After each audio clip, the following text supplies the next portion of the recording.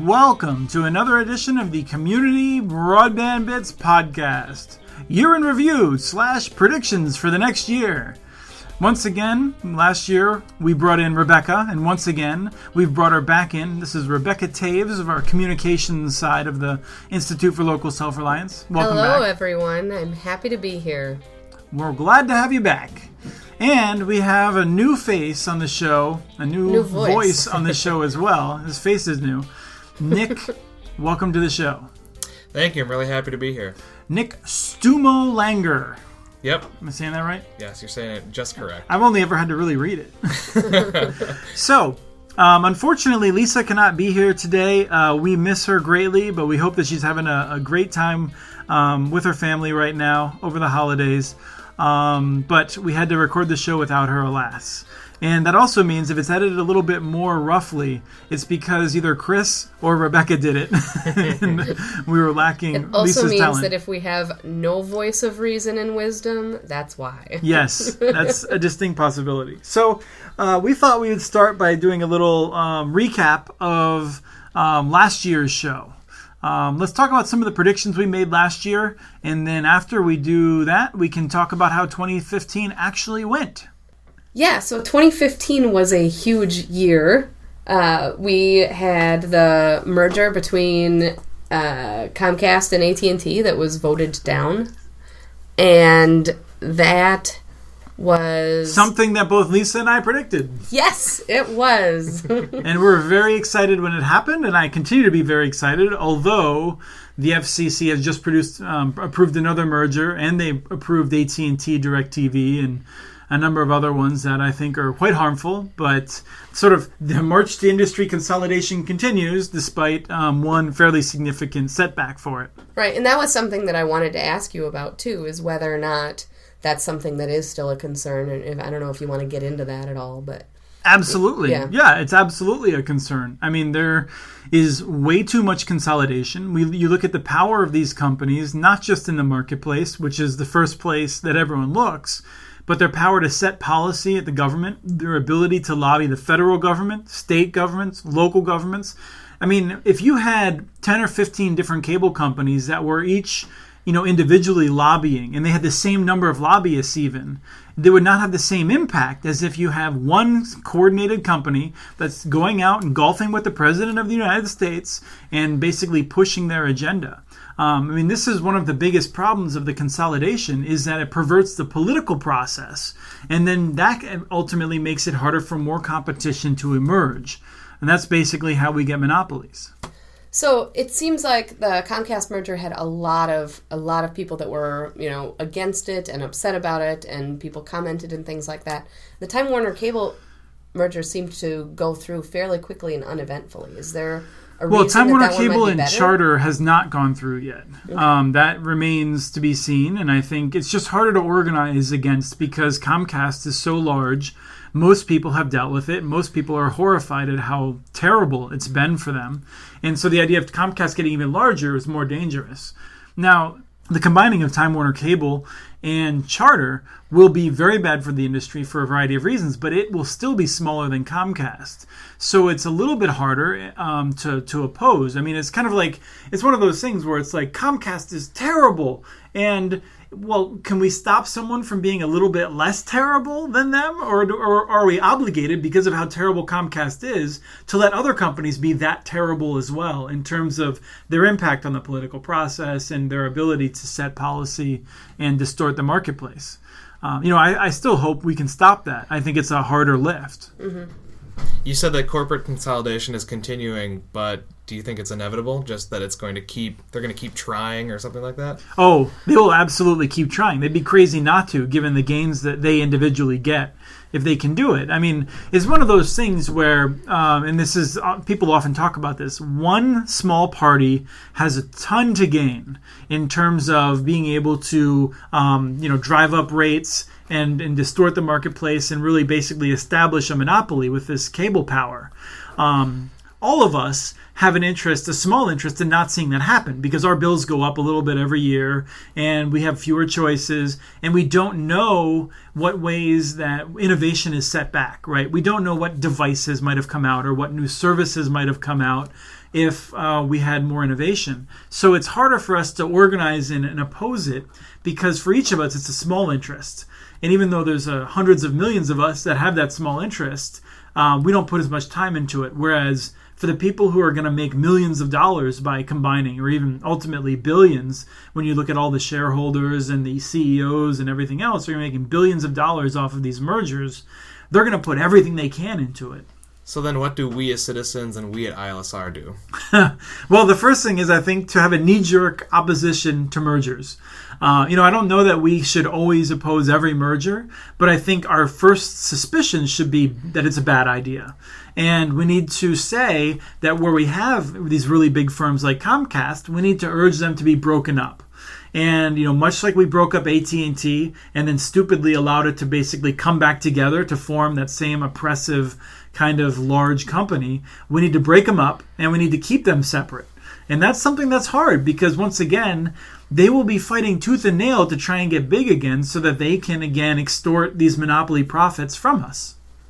Now, you were talking earlier, but that's, one party has a lot to gain and one might not. But it seemed to me in 2015 that there was some parties coming together on the issue of at least municipal broadband. Do you see that? Do you see that as true, or do you see that continuing into 2016 at all? Yeah, absolutely. We're seeing a lot more interest. I mean, the Colorado vote was incredible. The number of communities that are examining their options is definitely growing. And I actually think that is a slightly different problem in terms of everyone having a small interest, because I actually think that when you look at a community network, everyone has a slightly larger interest. And it's easier to organize in your community than it is to organize across a state or across the entire country. And finally, I'll just note that when you're trying to organize to build something, you may not need to organize as much because there's typically not a coordinated opposition that's in the community to a municipal network. There's a coordinated, tens of millions of dollars have been spent on strategy for how Comcast and Time Warner Cable can get bigger. Nobody is spending tens of millions of dollars to stop a single municipal network. And that's where locally you can take action that is it's harder for the monopolists and the consolidators to stop you. Well, let's talk about Colorado. That was one of our predictions in 2015. Right. I think I actually predicted that 50 communities would vote in November. It was very far-sighted of me. Wait, was it 50 or what was the actual number? No, it was in the high 40s. It's hard to say. Mm-hmm. Yeah, and by the way, for everyone who saw that, Nick did a lot of the work on that. So thank you for that, because it was one of our biggest stories. No, I think, Lisa predicted that we would see more models. And I think we've seen some of that. I think Colorado shows how much interest there is. And I think we're going to see more models coming out of that. We've seen with Santa Cruz moving forward with Cruzio or Cruz.io, depending on how you say it. It's a partnership that's similar to Westminster. And we're seeing the main model moving forward so rapidly. I think we are seeing these new models. And when there's new models, there's a better opportunity for communities to fit their unique mix of challenges and assets, or their opportunities, to a better model. If you could think if there was only two models. One was what we might think of as a Chattanooga, Lafayette, Wilson type model of citywide utility, broadband, internet, telephone, and television. Or one other model, which was just doing dark fiber.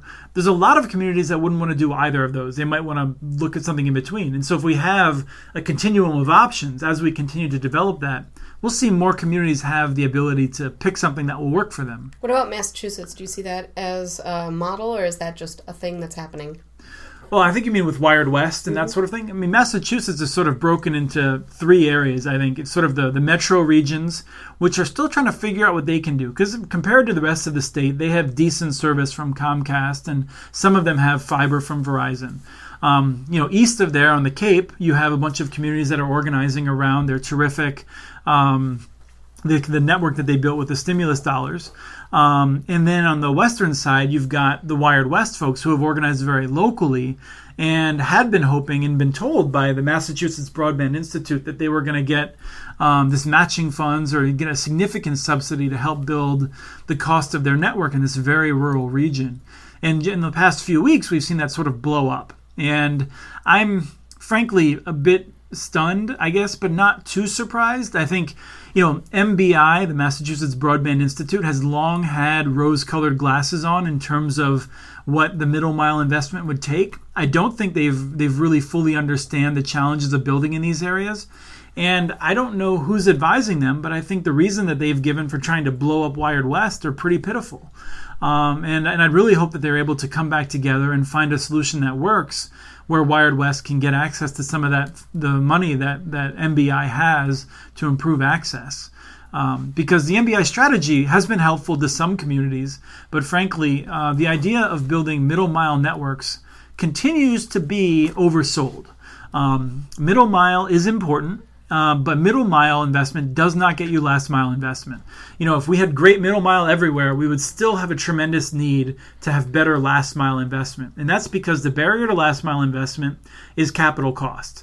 The cost of building those networks to everyone's home. It's very expensive. If you have a great middle mile network, that means that once you've built your last mile, you'll have a more affordable business plan. And so your business plan will work better. But that doesn't help you to actually raise the capital of building the last mile network. So I would say we need more middle mile and more last mile. But fundamentally, if we build more middle mile, it really doesn't help us a whole lot in getting better last mile. It seems like part of the concerns are on the end stage ownership of the actual network. How does that fit within those concerns? Well, so we're very supportive of both cooperatives and municipalities. And I think MBI is concerned because the cities and towns in Massachusetts have entered into a cooperative. And in doing so, they gain certain advantages in terms of aggregating size, but they are certainly losing some autonomy. I understand that MBI is concerned about that loss of autonomy and the idea that if Wired West does not work out, then those communities will have fewer options. However, we don't have a crystal ball, and I think that Wired West gives them the best opportunity to move forward with a business model that will work. I mean, if you have these towns working individually, towns of a few hundred or 1,000, it's very difficult to get the economics of this to work on a one-by-one. But if you get everyone to work together, it will work better. And yes, you will have less local autonomy, which is something we're obviously concerned about. But they're in a co-op, right? And so as long as the co-op continues to reflect these local interests, they should be able to work it out. And not only that, I mean, let me just say with my tongue in my cheek, these towns need something to fight about. I mean, small towns across America want to find reasons to argue with their neighbors in many cases. And I think we should not think that there's anything we can do to stop that. I'm going to stop you there, though, because you said we don't have a crystal ball, and the entire point of this conversation was to talk about predictions for 2016. So I want to know what you think about the Tennessee, North Carolina, FCC... The Sixth Circuit appeal. Yeah, so the FCC rolled back these state laws in Tennessee and North Carolina, which was something that Lisa and I predicted would happen. I mean, it was not hard. We predicted it in December, and it happened in February. I think we had a good sense that was what was going to happen. Certainly, at least strong hope. But now it's being appealed, and my prediction is that we won't get an answer in 2016. I'm quite afraid that this will drag on. And I'm afraid that if we get an answer in the first 6 months of 2016, it'll be a bad answer. But if it goes into oral arguments and then longer, I'm not sure that we'll know. If we find out toward the end of 2016, I think that's more likely than in the earlier. But it's a complicated issue. These courts take their time with it. So I'm not really sure. I think we have a really strong argument. I also think that that we're very concerned about what the federal government's powers are relative to states and therefore relative to municipalities. So we didn't enter into this because we thought the federal government should be setting policy for everyone, but we believe that communities should have the authority, and that when the federal government is acting on behalf of promoting more local choice by stopping states from stopping their subordinates from these transparent attempts to limit local authority and competition, that it's a good role for the federal government, particularly when it comes to the FCC's requirement to expand broadband investment. So I would just say, it's complicated. We haven't come in saying it's an open and shut case, but I think it's a terrific discussion, and it's clearly led to more discussion in Tennessee. And that's where I actually think we'll see, before this case is decided, I think Tennessee will roll back its barrier on its own. That's my hope, and I think that if people in Tennessee continue to organize around it, it'll happen. Yeah, North Carolina's Attorney General, Democrat, running for governor, does not want to be on record trying to stop better broadband from being expanded around the state. And so he has appealed it, but nonetheless has said it is a really bad law, and he would like to see it disappear. I hope he stands true to that. I wish that I had made my prediction before you made your prediction, because I'm guessing you're going to be right. But I was interested because it is in North Carolina that they have moved forward with Greenlight's moved forward with expanding outside of their boundaries. Yes, the city of Wilson has connected a small town near it, which is outside of the county, which per North Carolina law prior to February of last year was impermissible. Now they have the ability. Pine Tops invited them in, and they have expanded. And I've heard from I heard it secondhand from someone who knows somebody there personally, that it's wonderful, and they're so excited to have a real, actual internet service that's high quality. I think before they only had a very low quality DSL option. So Wilson has moved forward even with the appeal, and if the FCC's order is denied by the courts, and the Supreme Court either affirms that or does not take the case, if the FCC basically is as though it never did anything, I suspect that North Carolina will just grandfather in that as well. Because I can't see Time Warner Cable having so much power in North Carolina that they force Wilson to sell it or to do something like that. I was wondering about that, whether or not you think they're banking on being grandfathered in, or if you think they're just so overconfident that they're going to move forward. It's a very good question. It's one of those things where I think they're taking a risk, but the people nearby in Pine Tops, they need something. I mean, this isn't just something where it's like, oh, it'd be nice if we had it. I'm sure their economy is suffering from their lack of internet access. And so, I have to think that Wilson, which has long, Wilson was one of the first cities in the country to build an electric utility. These guys are far-thinking people in the community. I don't know if it's something in the water or what, but they've have a history of serving their neighbors and helping them out. Wilson built its own electric utility, and now it serves communities across 6 counties. I think that they would like to do that again, and they have a great relationship with those people, and so I think it was probably a decision that they made, saying, well, there is a risk, but we care enough about our neighbors that for us the risk is worth it. It is a ringing endorsement for local concerns versus what's happening in the halls of the Sixth Court of Appeals or possibly the Supreme Court. There's an actual reality here where people can't access the internet and can't do their daily business. Yeah, that's exactly right. This is sometimes when you're reading these court cases, you just feel like, oh, it's about the state's position relative to the federal government's position. It's not. Well, it's actually about, people's ability to educate their children. It's about people's ability to access health care. It's tremendous in terms of the importance, and if we just wait extra years, that's harm that's being done. I want to do a quick fire round. More multi-city cooperatives in 2016? Oh yeah, I think so. I don't know that we'll see a lot of them established in building networks, but I think we're going to see a movement in that direction, and we'll see a few established. We'll see the groundwork for more that are going to be done in 2017. Colorado law rescinded or stays put? Ooh, that's a good question. I think this Colorado law stays put because I think there's a strong movement to rescind it, and I think the cable and telephone companies work really hard to try and attach conditions to it. So the Colorado law is basically a referendum, a requirement, and I think the cable and telephone companies will say, okay, we'll get rid of the referendum requirement, but you'll have to jump through these other hoops. And frankly, it's not worth changing the law if that's the situation, because we know how to deal with the referendum requirement. The new hoops would create new barriers and would be probably more onerous. So I think there will be an effort to remove the referendum. I think there will be conditions and the bill will die and will be kept in the same position. More large cities getting municipal broadband networks.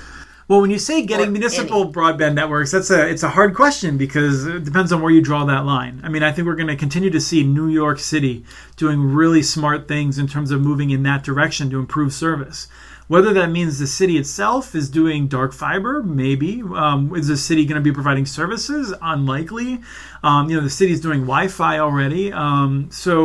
I think we're going to see moving in that direction more. I think we're going to see Seattle continuing to try and figure out how they can deal with improving digital inclusion with municipal investments. And I'm hoping that we can steer that in the most positive direction possible. I think we're going to be seeing that in Baltimore. I think, in other cities, we're going to be seeing more effort in this direction. But it continues to be a hard fight. What I'd really like to see, and I hope we see, is Boston using some of its massive fiber to lease that out to existing providers like NetBlazer that have done a wonderful job, and maybe look to serving some of them themselves. The question for me, though, is also not just the big cities, but like cities like Cambridge that are a part of Boston. And that's where I really hope to see bedroom communities, that sort of thing. Yeah, I mean, Cambridge is sort of a pretty interesting bedroom community. It's a dorm community, maybe. Right? I mean, but they have such tremendous potential. And I think that for a long time, they've been subject to the same sorts of constraints as big cities. So I'm hoping to see more of them as well. But I think we're going to see, I'm afraid we're going to see Google Fiber continue to grow, or the announcements continue to grow at a rapid rate. And I'm thrilled to see Google going into places like Los Angeles and Chicago, where I do not expect to see a path to municipal type networks. I think they could do some interesting stuff, but I don't think they were on a path to do it. So if Google wants to build out there and provide competition, that's great. I'd rather see Google building there than in places that could build their own. And by that, I would include places like Portland and Palo Alto.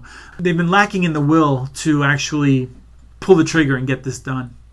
Do you see tech towns like Palo Alto sort of igniting a movement and maybe recognizing that they have a real need for doing this?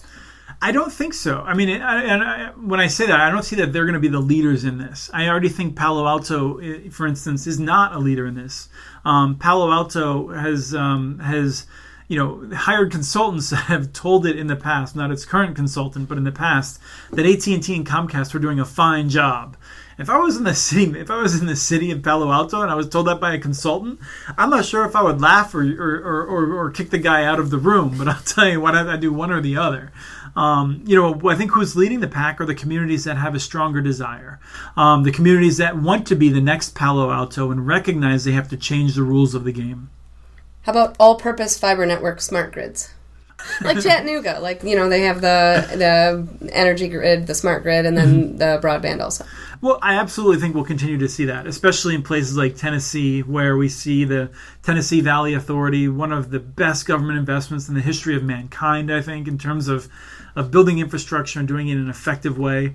I think that we will see them continue to do that because they have, they have Chattanooga there. They have a lot of other cities that have been very innovative and working and thinking about this. And so they have that culture where they can share those sort of best practices. I don't know if we're going to see on the West Coast as much, for instance. I just, when it comes down to the weather and the climate on the West Coast, I don't know that they've seen as much benefits from the smart grid and that sort of thing. They can get outside more. Well, I mean, there's a lot of things they could be doing, but I just hear from their utilities that they don't have the same driving motivation, say, as utilities that experience hurricanes and ice storms and other kinds of things that disrupt industry.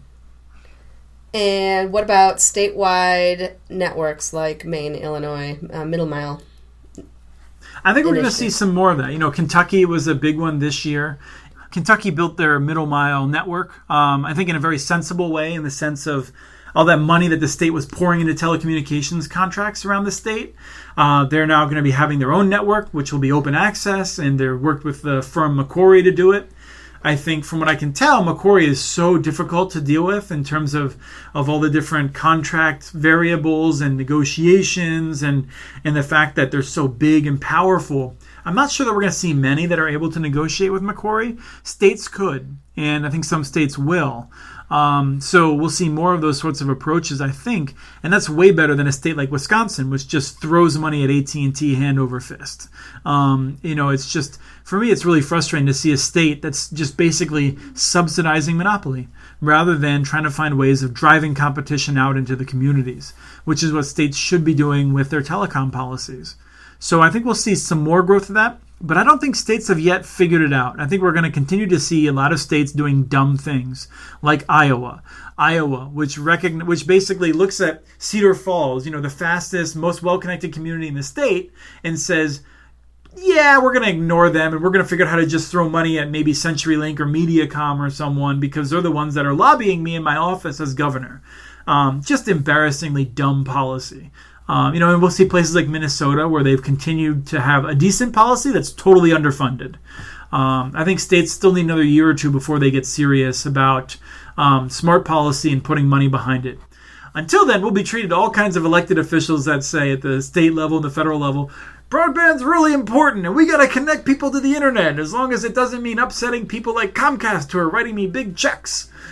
So I don't expect to see a lot of changes at the state level in 2016. I think this will be the last year, I hope, where we see states talking one way and walking a different way. I'm hoping to see that a few states will get ahead and they'll teach lessons to the other states over the course of this next year. It wasn't as rapid of a rapid fire as I had thought it was going to be. It started off rapid fire, but then I just kept talking and you didn't cut me off. So. Surprisingly enough. Well, I think, this has been a different kind of show in terms of predictions. I think we got some good predictions in. I think, frankly, it's a little more useful than just saying, in what month I think something's going to happen. But it would have been better with Lisa. And so, Lisa, we miss you in the office. We look forward to having you back with us. And to everyone else, we hope you have had a happy Christmas if you are celebrating it, a happy Hanukkah. Both of them are behind us as you're listening to this, but have a great new year, and we'll see you again in January. Thank you very much. See you later.